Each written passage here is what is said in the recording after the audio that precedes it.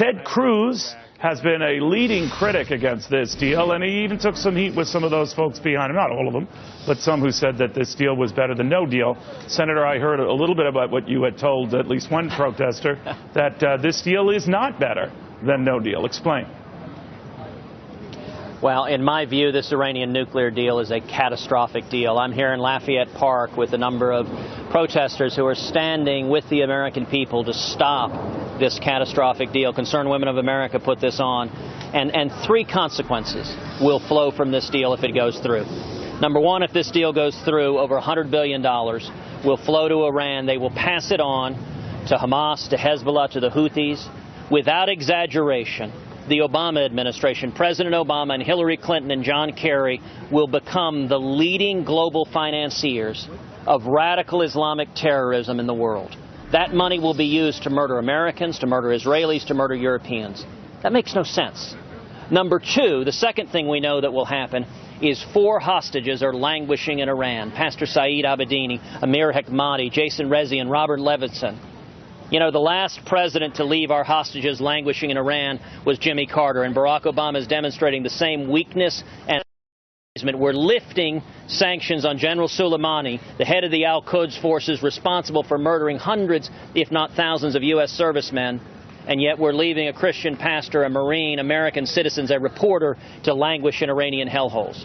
But the third and most consequential, the most consequential result of this deal, if it goes through, is that it will only accelerate Iran's acquiring a nuclear weapon. And the Ayatollah Khamenei is a radical religious zealot who has pledged death to America. The odds are unacceptably high if Iran acquires a nuclear weapon. They would use that nuclear weapon in the skies of Tel Aviv or New York or Los Angeles. All right. Now, a lot else going on today, too, and I don't know where this vote goes ultimately in the Senate, where they get to that 60 votes, Senator, but I do know there's a separate fiery storm building up over this Planned Parenthood issue. Now, Nancy Pelosi was saying that there's no scandal. I want you to react to this. Nancy Pelosi.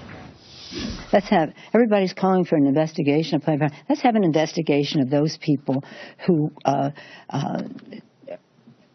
were trying to ensnare Planned Parenthood in a controversy that doesn't exist.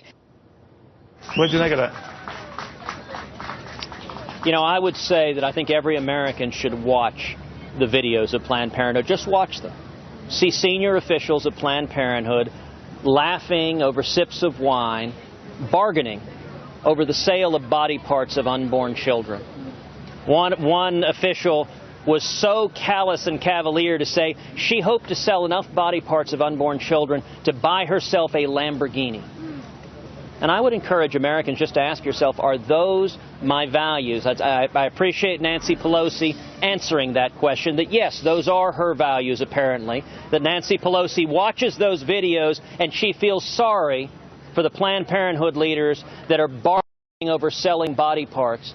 I will tell you, in the course of those videos, both of those officials appear to confess to multiple felonies. It is a felony with 10-year jail time to sell the body parts of unborn children for profit, and both of them are doing that.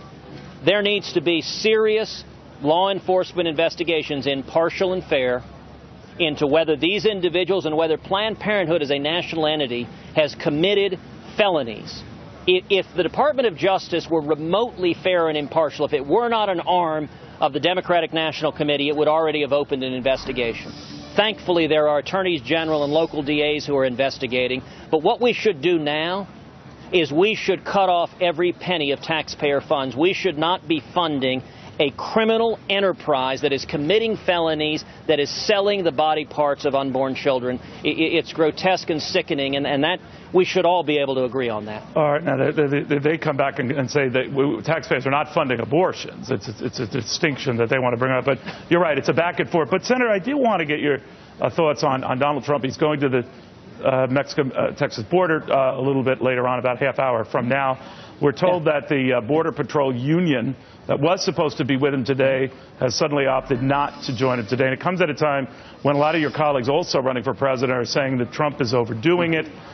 Rick Perry, your fine former governor, was with me yesterday saying that Trump is a cancer on conservatism, that he's, to quote Marco Rubio, among those who is going too far and maybe at the expense of the Republicans sucking the oxygen out of the room. You've heard that analogy. It's not just to Mr. Rubio, but to others. Do you think that Trump is going too far? Look, Donald Trump is a friend of mine. I like and respect Donald. He speaks in a colorful way. He speaks in a way that you and I don't speak. But I commend him for focusing the attention of the country on the problem of illegal immigration, on the problem of sanctuary cities, on the problem of the Obama administration releasing hundreds of thousands of illegal aliens with criminal convictions onto the streets. All the other that is an candidates agree with you important No, issue. Senator, you're correct. All those other candidates agree with you on that. They say that he's all but become a farce. You don't agree with that. Your criticisms have been at best tepid, and I wonder why. No, with respect, Neil, they don't agree with me on that. Most of the other candidates running have been vocal, aggressive advocates of amnesty. I've been leading the fight against amnesty. No, I'm sorry, leading sir. the I was fight for talking about the securing reaction to Donald Trump. I apologize for the confusion. You have not been as vocal on that. And in fact, to the contrary. Many of the other Republican candidates have used this opportunity to take a stick and smack Donald Trump. I ain't going to do it. I believe in Ronald Reagan's 11th commandment. I'm not going to attack him personally or impugn his character. Well, he doesn't believe that. If others want it's to do that, that's their choice. Well, say what you will of Donald Trump. I mean, he obviously doesn't share that Ronald Reagan commandment view. Now, he says, Senator, he says that he only responds in kind. If someone had said something nasty about him, he will respond in kind. But obviously that Reagan commandment's been violated here, right?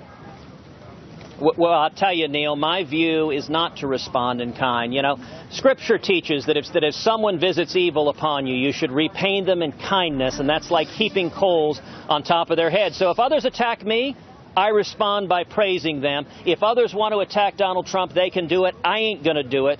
I am going to sing the praises of every Republican candidate in this field, and I'm going to focus on the issues the American people care about, which is jobs and growth and opportunity, which is securing the border, protecting our national security, defending our constitutional rights, and restoring America's leadership in the world.